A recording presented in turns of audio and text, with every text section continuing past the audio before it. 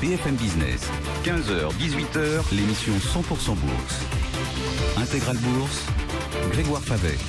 Allez, on va sortir des enjeux macro, des enjeux de banque centrale pour revenir à des enjeux d'entreprise avec le directeur général de Rocktool qui est avec nous en plateau, Mathieu Boulanger. Bonjour. Bonjour Grégoire. Rocktool dans le domaine des, alors ce qu'on appelle les petites capitalisations, je crois que c'est 17 millions d'euros de capitalisation environ. Vous utilisez le marché justement pour lever 5,5 millions d'euros, c'est ce que vous annoncez aujourd'hui. Réalisation donc de cette augmentation de capital. On va parler évidemment de votre stratégie et de ce à quoi cet argent va servir. Mais il faut que vous nous parliez de Rocktool avant tout, parce que vous passez un petit peu en dessous des radars pour beaucoup d'investisseurs. Non, mais je le dis très, très honnêtement et je suis ravi pour ça qu'on puisse parler de Rocktool. On est dans le domaine industriel. Vous êtes un spécialiste des technologies pour le moulage des matériaux plastiques et des composites. Alors, j'ai appris que vous étiez même spécialiste des technologies de chauffage et de refroidissement des moules. Faut que vous nous expliquiez tout ça, Mathieu Boulanger. Pas de souci, pas de souci. Je vois d'ailleurs que vous avez des ordinateurs portables devant vous, peut-être réalisés avec la technologie Rocktool, qui sait.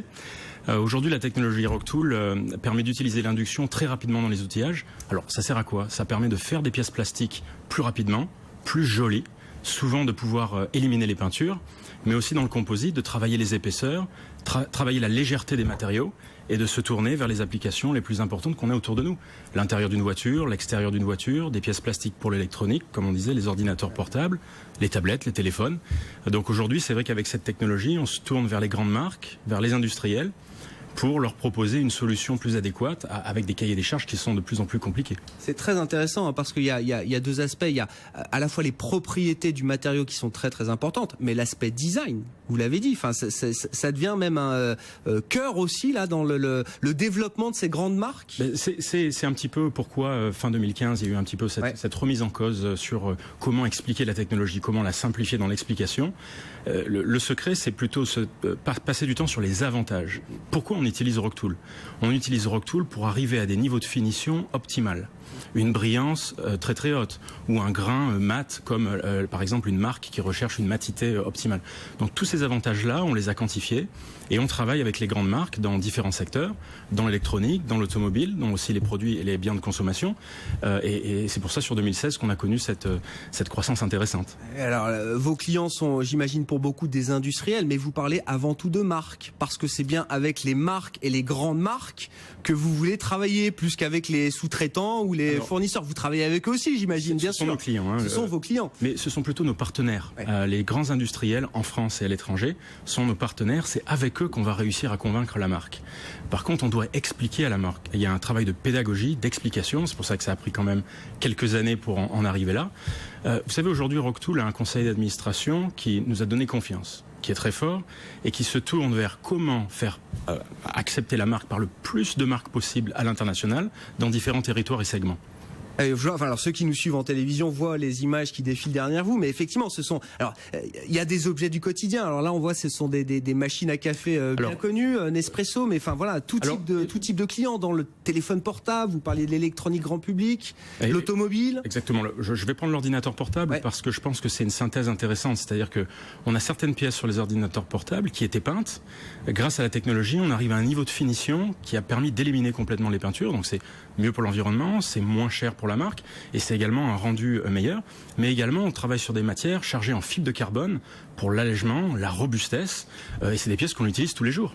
Très intéressant parce que c'est à la fois vous êtes un outil et une compétence, une technologie pour les industriels, mais vous êtes un outil pour les marques aussi. Enfin, c'est ça le message que vous avez envie de faire passer. Exactement. C'est-à-dire que comparé à, j'ai entendu des grands noms, des grands industriels juste avant, on est tout petit, mais on peut être un très bon partenaire. Ça leur permet d'aller chercher des nouvelles applications et sur des applications existantes d'améliorer la pièce et la qualité. Un mot de votre marché parce que j'ai découvert là aussi que vous réalisez plus de 90% de vos ventes à l'export. Votre technologie, les technologies que vous utilisez, enfin vous êtes les seuls à les avoir aujourd'hui. C'est un marché très concurrentiel. Ces technologies de refroidissement et de chauffage de moules, Mathieu Boulanger. Aujourd'hui, le monde du plastique tourne, j'allais dire, sans nous. Par contre, on est en train de faire notre trou parce que justement cette capacité à chauffer très vite par induction, nous avons les brevets. Nous avons les brevets à l'international et nous avons couvert tous les territoires.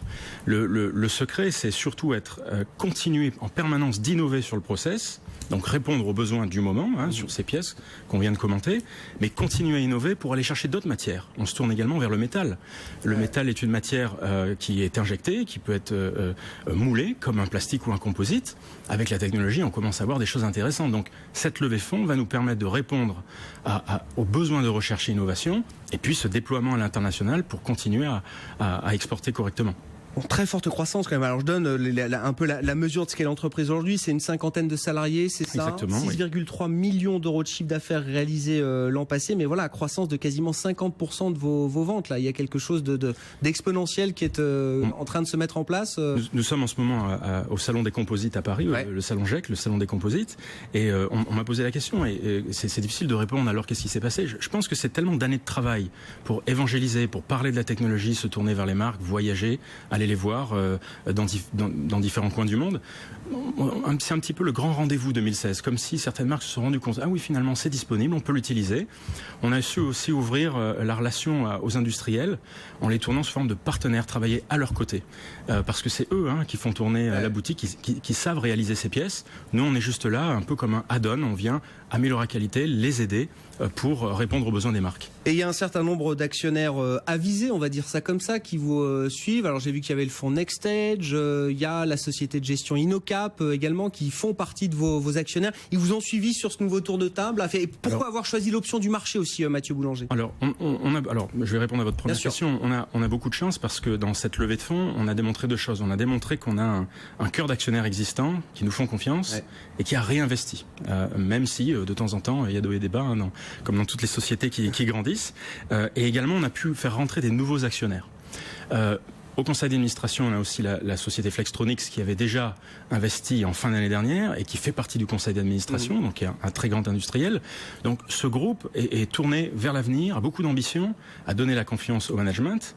Donc on travaille vraiment en équipe. Je pense que ça c'est assez rare et je l'ai pas vu dans d'autres sociétés. Bon, et pourquoi l'option du marché pour lever de l'argent aujourd'hui De toute façon, l'idée c'est la croissance. Donc ce qu'on veut, c'est être visible. L'avantage du marché à l'international, c'est que on a une certaine visibilité. Alors je suis d'accord, vous l'avez dit, un petit peu sous le radar. On espère que cette levée de fonds et puis les résultats qu'on vient d'avoir sur 2016 vont nous permettre d'avoir plus de visibilité et de conquérir des parts de marché et également de convaincre des petits porteurs et moyens porteurs. C'est tout le mal qu'on vous souhaite. Merci beaucoup Mathieu Boulanger. Merci d'avoir été avec nous donc avec l'annonce de la réalisation de cette augmentation de capital de 5,5 millions d'euros. Vous êtes le directeur général de Rocktool, invité d'Intégral Bourse.